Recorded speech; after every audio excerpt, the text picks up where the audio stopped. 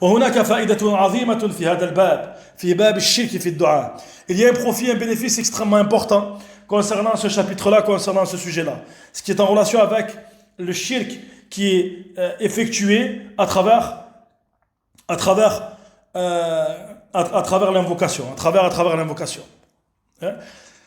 Cette faïda, c'est le fait de dire que le shirk dans l'invocation يشمل أنواع التوحيد الثلاثة، يعني يشمل المخالفة في أنواع التوحيد الثلاثة.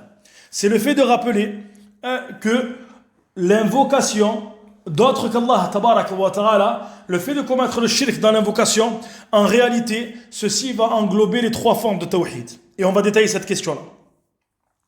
ففي الصورة الثالثة يعتقد الداعية أن المدعو له قدرة فوق قدرة المخلوقين وأن يستطيع أن ينفع أو أن يدفع ضر، فهذا الشرك في الدعاء فعاد هذا الشرك في الدعاء إلى الشرك في الربوبية. Donc on détaille ce point-là. On a donc compris que le fait de commettre le shirk à travers ces trois formes, je répète encore une fois, ces trois formes englobe le fait d'associer Allah tabaraka wa ta'ala. En réalité, si tu prends ces trois formes en considération, dans les trois formes de tawhid, et on sait que le tawhid se divise en trois catégories: tawhid al-rububiyya, l'unicité d'Allah tabaraka wa ta'ala dans sa seigneurie; tawhid al-uluhiyya, l'unicité d'Allah tabaraka wa ta'ala dans son adoration, sa divinité subhana; wa tawhid al-asma'i wa sifat, l'unicité d'Allah ta'ala dans ses noms et ses attributs.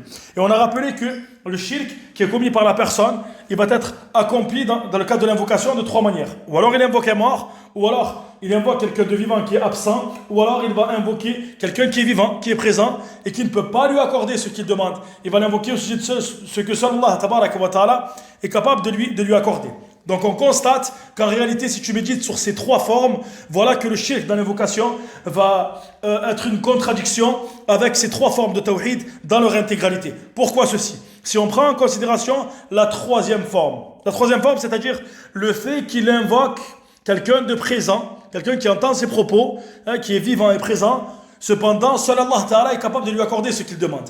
Voilà qu'en réalité, à ce moment-là, c'est comme il a pour croyance, celui qui invoque a pour croyance le fait que celui qui l'invoque, en dehors d'Allah Tabaraka wa Ta'ala, a une capacité qui est au-delà de sa capacité. Le fait qu'il a une capacité qui est au-delà de la capacité des créatures, et le fait qu'il est capable de lui apporter un bien ou le fait de repousser un mal. Et ainsi, en réalité, lorsque tu médites sur cette forme, on constate donc qu'il s'agit d'une forme de shirk dans la seigneurie d'Allah tabaraka wa ta'ala, al-rububiyya. Alors qu'on sait que tawhid al-rububiyya est en relation avec quoi? Ifradullah ta'ala bi af'ali, le fait d'unifier Allah ta'ala dans ses actes, subhana. وفي سورة الأولى والثانية يعتقد أن المدعو له سمع شامل وعام بحيث يعلم حال هذا الداعي وإلا لما دعاه من مكان بعيد فهذا يتضمن الشرك في الأسماء والصفات. Dans la première et la deuxième forme. La première forme, c'est le fait qu'il invoque un mort, wal'iyadu billah. La deuxième forme, c'est le fait, comme on l'a dit, qu'il invoque quelqu'un qui est vivant mais qui ne l'entend pas puisque c'est quelqu'un d'absent. En réalité, cette forme de shirk est une forme de shirk également en relation avec al-asma' wa sifat, les noms et les attributs d'Allah tabaraka wa ta'ala. Pourquoi ceci? Qu'en réalité, celui qui invoque ce mort, ou alors cette personne qui est vivante et qui est absente, c'est comme s'il avait pour croyance que celui qui l'invoque, celui qui est invoqué en dehors d'Allah ta'ala, a une ouïe qui va lui permettre d'entendre ce qu'en réalité il n'est pas capable d'entendre. Le mort, bien évidemment, ne t'entend pas lorsque tu l'invoques. Et également, celui qui est vivant, mais qui n'est pas présent, il ne t'entend pas. Donc, en réalité, le fait d'invoquer ces deux revient au fait de dire que la personne, celui qui invoque cet autre qu'Allah tabaraka wa ta'ala, a pour croyance, dans ces deux cas, que cet autre qui est invoqué a une ouïe qui englobe, qui est générale et qui englobe le fait de pouvoir l'entendre. Et c'est donc une forme de shirk dans al-asma' wa sifat, les noms et les attributs d'Allah tabaraka wa ta'ala, alors qu'Allah ta'ala c'est lui as-sami' subhanahu wa ta'ala. As-sami' celui qui entend toutes choses. Donc c'est pour cela que lorsque tu médites sur ces trois formes, et étant donné que l'invocation que le dua est une demande, la personne va formuler cette demande, il va donc demander à autre qu'Allah tabaraka wa ta'ala. C'est une forme de shirk dans al-uluhiyya. Dans la troisième forme, comme on l'a dit, c'est une forme de shirk dans al-rububiyya, c'est-à-dire c'est une forme de shirk dans l'uluhiyya premièrement, dans l'adoration d'Allah Ta'ala.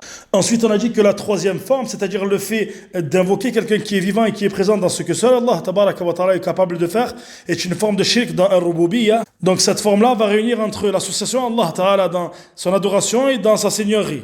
Dans al-rububiyya et dans la forme 1 et la forme 2, c'est une forme de shirk dans l'asma wa sifat. Dans l'asma wa sifat, les noms et les attributs d'Allah Ta'ala, en plus, bien évidemment, dans l'ensemble de ces cas, comme je le répète, d'être une forme d'association dans l'adoration d'Allah Tabaraka wa Ta'ala.